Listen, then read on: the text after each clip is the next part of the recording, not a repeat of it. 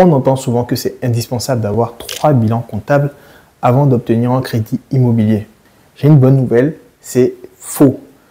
Personnellement, j'ai réussi à emprunter plusieurs fois sans ces fameux 3 bilans.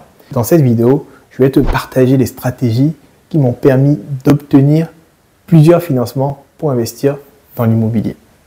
La première stratégie, ça va être de trouver le bon interlocuteur. Avant de te précipiter dans une banque, il faut essayer de comprendre à qui tu parles et comment fonctionne l'institution que tu as en face de toi. En face de toi, très souvent, tu vas avoir un conseiller bancaire.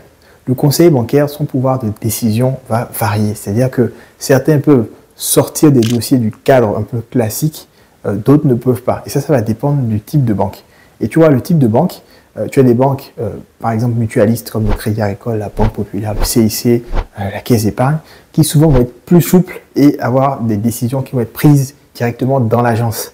A contrario, tu as des banques commerciales comme la BNP, la Société Générale, qui vont être plus rigides et qui vont avoir des décisions plus centralisées.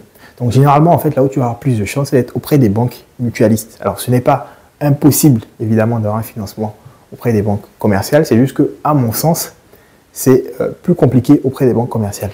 Alors petite astuce aussi, c'est que en cas de refus, ne perds pas de temps, ne te lamente pas, va voir une autre banque. Tu peux même aller voir la même banque, mais située 2 ou 3 rues plus loin. Donc ça va dépendre aussi du conseiller que tu vas avoir en face de toi. C'est un jeu de patience, mais ça finit par payer. Deuxième stratégie, c'est d'avoir une gestion financière exemplaire. En fait, un bon dossier, c'est avant tout une gestion très saine de tes finances, à la fois professionnelles et personnelles. En fait, au début, essaye de maximiser ta trésorerie dans l'entreprise au lieu de tout te verser en salaire. En fait, du salaire versé alors que tu n'as pas besoin, ce qu'il faut comprendre, c'est que c'est la trésorerie qui va être partie en fumée, c'est-à-dire qui va partir aux impôts.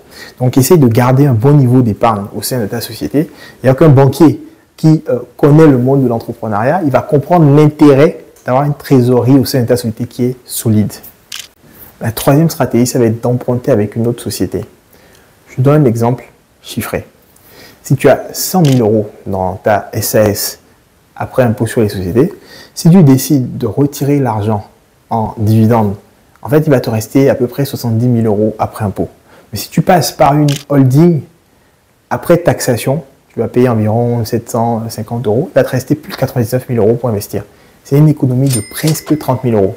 Donc, si tu sais que ton business va bien tourner, tu peux créer ta holding dès le départ pour éviter les frais de cession plus tard. Sinon, tu le fais au moment où ta société a de la trésorerie pour investir. La quatrième stratégie, ça va être d'acheter petit. Le banquier, en fait, pourra te suivre, mais commence par un logement qui n'est pas trop cher. Généralement, entre 50 000 euros ou 150 000 euros, ça va passer. Il ne faut pas aller demander 700K au banquier, 700 000 euros, alors que tu démarres tout juste, ça ne passera pas. Après quelques mois, quelques années, tu pourras à nouveau réemprunter. La cinquième stratégie, ça va être de fidéliser ton banquier. Il faut voir le banquier comme ton partenaire, ce n'est pas ton ennemi. C'est-à-dire que essaye de prendre de temps en temps quelques produits financiers chez lui, quelques assurances, quelques placements. Essaye d'être régulier dans tes échanges. Montre-lui que tu es un bon client. Pourquoi? Parce que au moment de négocier un futur prêt, il se souviendra de toi et il sera plus enclin à te suivre. Pour récapituler, tu dois trouver le bon banquier et la bonne banque, gérer intelligemment tes finances et ta trésorerie. Ensuite, tu dois utiliser une holding pour transférer de l'argent au travers d'autres sociétés pour optimiser en fait ton capital. Et ensuite, il faut essayer d'entretenir une relation stratégique avec le banquier que tu auras trouvé. Si tu souhaites aller plus loin, abonne-toi pour ne rien manquer sur l'investissement et sur l'entrepreneuriat. À très vite.